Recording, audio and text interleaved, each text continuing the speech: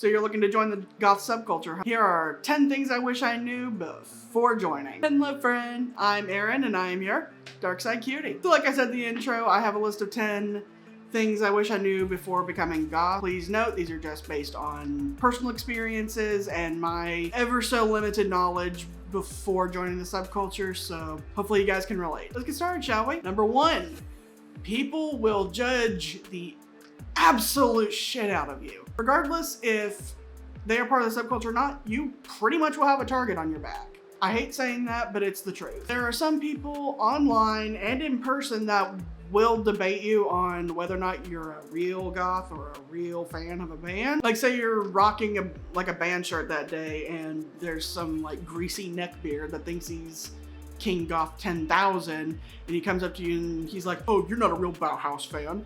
Name 10 songs right now. Like, no, go away. I will go ahead and say a little bit of a controversial opinion. It's mainly those that are outside the subculture that do the worst judging.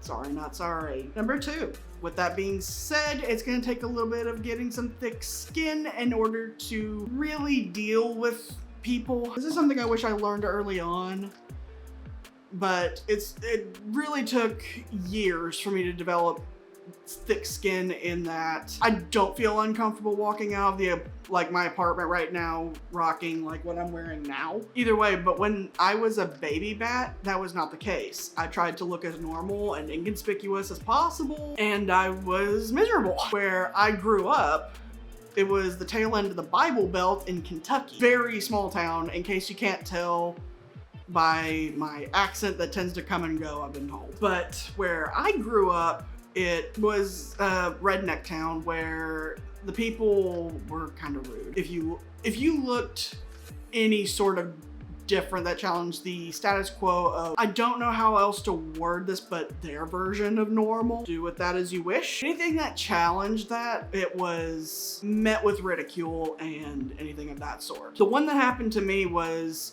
I was rocking, I want to say even more of a toned down version of this, and was called The Crow. I kid you not. I could go into an entire other video about my experiences being goth and how people's reactions are mixed if you guys want, so feel free to leave that in the comments below if you want to see that video. But yeah, depending on the area, people are gonna suck. Number 3, it is a music-based subculture. When I was a baby bat, I did not know this. I was more drawn to the aesthetic, and one of the first YouTubers I watched even said it was like a mindset thing, and I was like, oh, okay. Not realizing that was incorrect. So hopefully that clears up any misinformation there. It is a music-based subculture. Number 4, creeps online.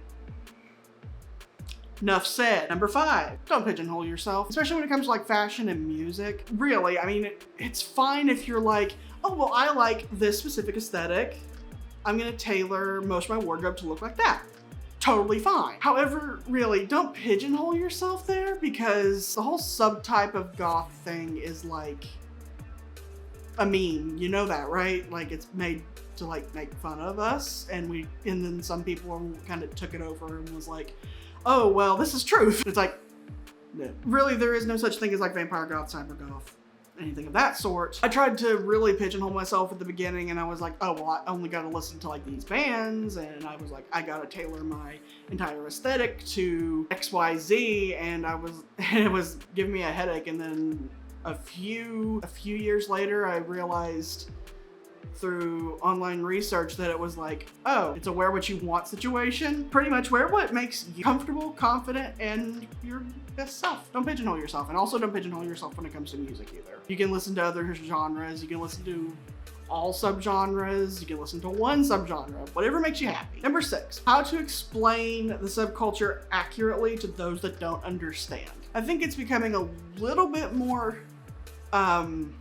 welcomed in mainstream society if you are alternative, which is totally fine. What I'm talking about is those that don't understand in general, and they're like, well, what is it? I can only go into personal anecdotes with this, so terribly sorry about that. The main instance that I had to come up with like a way to describe what goth was without offending people was during a church setting, actually. For those of you that don't know, I actually used to teach children's Sunday school, not looking like this, and honestly they made a huge mistake there, but I digress. I could go into like a whole other story about these kids, but there was a boy and a girl that were brother-sister that were in my class, and the girl was getting into her teenage years, and she liked the way I dressed. I'm teaching these two kids about how, you know, God makes us all different, stuff like that. And she's like, oh, is that why you dress in all black? And I'm like, yes. And then she looked at me and was like, oh, well, why exactly do you dress in all black? Instead of like brushing it off and under the rug, I was like, well, like with the lesson, God makes us all different and he gives us different interests. I happen to like wearing all black because it makes me feel comfortable and confident. And she just took that answer and was like, oh, okay. That took a lot of trial and error because there were some that they were rude about it, so whatever. And that leads into number 7. There are gonna be those that just don't understand. They don't want to understand. You don't wanna waste your energy on that. If there's someone that asks questions, that's one thing, and it's perfectly fine to ask any sort of question when it comes to the subculture if they're not a part of it and you want to learn. However, there's gonna be some that just ridicule. I learned that the hard way, and honestly, it doesn't matter how much time, energy, or crayons it takes to explain it to them. It's not gonna click. They don't want it to click. So really just don't waste your time and energy on them. But if they're trying, that's a different story. Number 8. Reactions to your appearance will definitely be mixed. Like I said, I could easily go into a separate video about some of the reactions I've gotten being goth and dressing the part. So if you guys want, I can easily do that. Just let me know in the comments below. Number 9, I wish I knew how beautifully diverse and welcoming the subculture is, really. I'll be honest, I thought I wasn't gonna be welcome because of, you know, really just being from the country. Either way, I didn't think I was gonna be welcome because of where I grew up. And then I found people that grew up in similar situations and I was like, oh, cool, guess I am welcome then. Subculture is beautifully diverse, it's very welcoming, and I am absolutely amazed at that, and I love it. And lastly, number 10, how to make black lipstick last all day. I'm still trying to learn that. So those are my experiences on 10 things I wish I knew before joining this goth subculture. What about you guys? What did you wish you knew back when you were a baby bat? Feel free to leave in the comments below and help the others. Stay cute, stay spooky.